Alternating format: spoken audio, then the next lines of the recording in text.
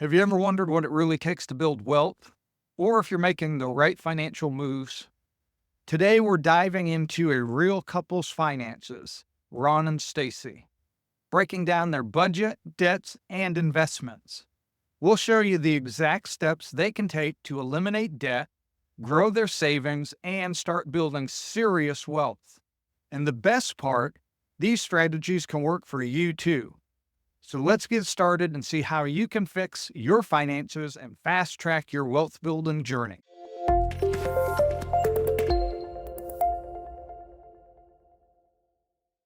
Thank you for joining me on Simply Money today. Again, we're going to be talking about a real couple, Ron and Stacy. We're going to break down their budget, we're going to look at their debts and their investments and see ways they can accelerate their debt payoff and their wealth building. Now, some of the suggestions I may give here may not apply to you. And this is just one example we have. I'll be bringing you some more with different income levels. Ron and Stacy are making $180,000 a year. Their gross pay is $15,000 a month. This may not be you. You may make more than that. You may have less than that. This is one example, but these principles are going to be universal across the board as we tackle paying off debt and increasing wealth building. Let's take a look at what Ron and Stacy have, where they're at, and where everything's going. We're going to look at the spreadsheet that I created, kind of breaking down their finances. I'll have to make some assumptions because I don't have all the information, and they're not here to clarify and to dig deeper. But we're going to look at what we do have and make the best educated decisions we can for accelerating their debt payoff and increasing their wealth building. Looking on the sheet here, you can see their net pay after taxes, and this is also after their 401k contribution. Their net take-home pay is $10,800. So that's what we have to work on their budget. The line items, as you can see here, they have a mortgage payment, which is new. They just bought a $400,000 house. They locked in at a 3.5% interest rate when they got this. So they've made a few payments, but roughly their payment right now is $1,796 at a 3.5% interest rate. Now, we're going to keep that in mind because there'll be some controversy that comes up later on because that's a very low interest rate, especially in today's market. But what we've seen over the last 20 years, 3.5% has been a pretty reasonable interest rate that you can achieve. Will we get back down to that? I think so. It may take a little while. Regardless, that's where they're at. They have a car loan payment of $452. They have credit card payment of $200, $600 on groceries, $300 utilities, $150 on gas for the transportation. Insurance for the car and home is $350. Dining out is $500. Entertainment, $200. Subscriptions, $100. They are putting $500 a month into savings. We already talked about the $1,000 contribution on the 401k. They have a $400 contribution going to a Roth IRA. They have miscellaneous of $252. And so that brings their total monthly expenses to $6,900. This is great because their expenses are under their income. They are doing great on that aspect. So this is a good start. Obviously, this isn't the scenario for everyone. We have some others coming up in later videos that will talk about people that are on the other end who are spending more than they make. And we'll have to do some definite cost cutting there. There are some things we could look at here for cost cutting, but I think we have to remember part of life is we want to plan for the future, but we also have to enjoy life now. And there's a balance in that. And I don't want to get so carried away that you're not enjoying life now while trying to achieve financial freedom in the future. So you have to determine what's most important to you and balancing that. If you want to do a FIRE movement and you want to spend the next 10 years living on rice and beans and doing nothing, so in 10 years, you never have to work again, that's your decision. But most people want to try to strike a balance in that. So they have a $3,900 discretionary leftover fund. And we're going to look at how we're going to utilize that to pay off their debt and increase their wealth. Now, their debts and investments, as you can see here, their mortgage is $400,000. Their car loan, they have $20,000 left on that. Credit card, they owe $5,000.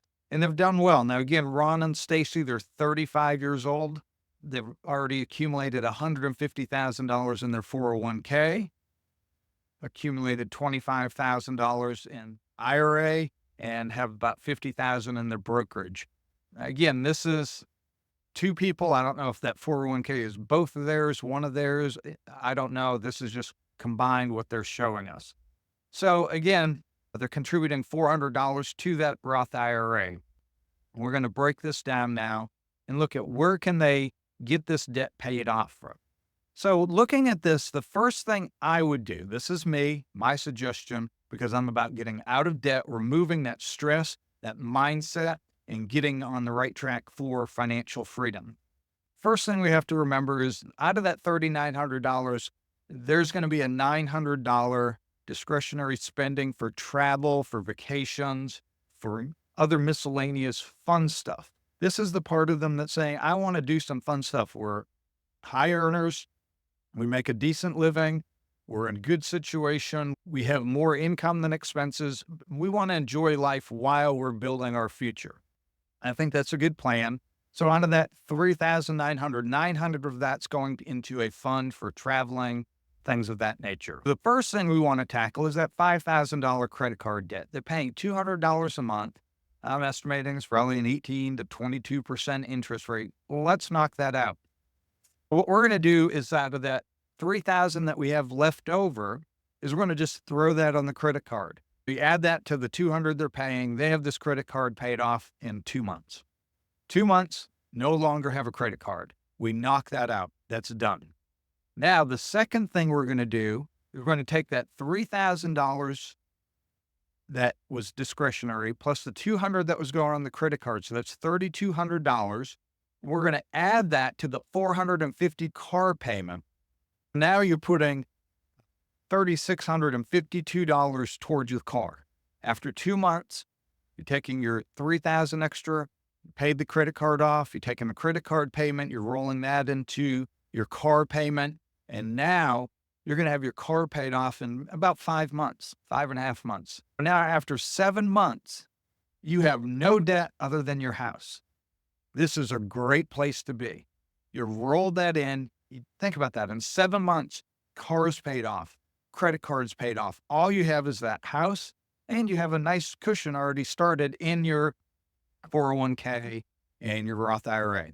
And on this scenario, I haven't touched what they were already contributing to the savings, their 401k and their Roth IRA. That's $1,900 a month that they're already putting on that. We're not touching that. Some situations, I would say we need to stop that. But in their situation, I don't think we need to. Keep doing what you're doing there. 7 months, you got everything paid off. Now let's look at the next step. I don't know. They didn't say it here. I would imagine they have a decent emergency fund because they are putting $500 a month into savings. They've obviously accumulated a good amount into their retirement accounts. But if they don't, we're going to have a gap here in time frame. I don't know how long it will be. Take all of that $3,600 that you're using to get the car and the credit card paid off, all of that, roll it into savings until you have 6 months of emergency fund. That would be their monthly expenses, $6,900 times 6, which brings you to about $40,000, give or take. So roll all that into savings until you have $40,000, put it in a high yield savings, put it in a money market that's accessible, something that is there earning, okay interest. The point of it is if something happens, if you lose a job, you have that money to survive for 6 months without having to deal with that as an emergency. It becomes an inconvenience. So that's the gap. We don't know how long that would take. Do they have 20,000 now? Do they already have the 40,000? So now we're going to skip past that. They've built up their emergency fund. They're going to take all that extra money. We have $3,650 excess now that we're using off this debt payoff. We're going to increase the retirement accounts by $1,600. That'd bring that to $3,000 between their 401k and Roth. What they're currently doing, add $1,600. Now they're at $3,000, which is about 20% of their gross income. So we're going to get them to 20% of contributions of their gross income into retirement. I would encourage them to open up 2 Roth IRAs if they don't already have it, one for each of them, and they can each contribute $7,000 a year. That's $14,000. out of this $3,000 a month that we're putting into retirement, they should each be putting about $583 into their Roth account. The rest they can throw into their 401ks. Obviously, I hope they're getting their match already. If they're not, that's something I should have touched on. But at $1,000 a month, they're probably getting their match. If not, make sure both 401ks, if they have them, are getting matches. $3,000 now a month is going into retirement. The excess, which would be $2,500, is going to go into their mortgage, added to their current mortgage payment of $1,796. And that brings their mortgage payment that they would be making each month at $3,008. Now they're still putting $3,000 into the retirement, and they're going to be adding $3,846 to their mortgage. They would get their mortgage paid off in about 10 years. Think about that. At 46, this couple would now be debt-free. Their house would be paid off. They would have zero debt. And what they can do at this point is they've also been contributing $3,000 a month to their retirement, which would put them over $1 million, right at $1,050,000 at 46. They would have $1 million in retirement. They would have their $40,000 in their savings. And don't forget, they're also adding $500 a month to that. So if things are coming up on a small scale, they're keeping that replenished. So it's always at that 6 month amount. They've paid off their house. They have $1 million. Now they have that $3,846 a month to add to the $3,000 they're already contributing to their retirement. Watch this. At 46, debt-free, a great place to be emotionally. They are just living a life of stress-free financial life because they have no debt. And they have $6,800 that they are now going to pour into their 401k, max out their Roth, start using the brokerage account if they need to, whatever they need to do, max out those 401ks. There's still money left over. Continue adding to that brokerage account. They're at $1 million, house paid off, and they're adding that $6,800. When they are 56, if they do this for 10 years, when they turn 56, they'd have $3.5 million in their retirement. They'd be in a great place if they decide, hey, we don't want to work anymore. We want to retire early, whatever the case might be. And remember, this couple isn't struggling. They have $900 a month that they're using for travel during this entire time. They have been giving themselves over $10,000 a year to travel. And they can take some nice trips and do family trips and take weekend getaways and do things. It's not like they've been eating rice and beans this whole time. They've been living a nice life. Now, maybe they don't want to retire at 56. Maybe they go to 62. They continued this plan until 62. They would have $6.4 million. Now, I did all of the retirement returns at 8%.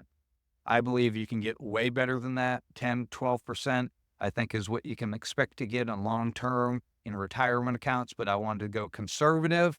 I went 8%. 8% returns. If they wait till they're 62 on this plan, they'd have $6.4 million. Wherever it ends up, they're in a great place. This is a financial audit. This is looking at money, real people's finances, real situations. This is one of many to come. If you want yours done, reach out to me at Simply Money and we will get with you and do an audit. We'll do it anonymously. I changed names, obviously, so nobody knows who you are. I will help you. I'll give you a plan that I think would be beneficial. If you found this helpful, leave a comment. What strategy would you use? Looking at what I suggested, what suggestions would you make and why? There's obviously with the mortgage, a lot of people would say, don't pay the mortgage off 3.5%. You can be earning 8%. Throw all that money on there and just pay your normal amount on the house for the next 30 years. So when they're 66, would have their house paid off. Okay, maybe. That may be your strategy. But I think from experience, the best thing in the world is knowing your house is paid off. You wake up, it is yours. That also puts you in a place during all those years. Maybe you change your plan. Maybe you change jobs. Maybe you decide, I'm going to take a different job and it doesn't pay as much. You don't have that overhead. You're not putting as much into retirement now because you're making less, but you don't have the overhead of a house. So it gives you a lot more flexibility. It's not just about the financial return, it's about the emotional return. It's about the freedom and the flexibility that it provides. That's why I use that strategy. But what do you think? Leave a like and subscribe to the channel if you found this helpful. And again, leave comments on what you think would be the best plan of action for Ron and Stacy. And we'll see you next time on Simply Money.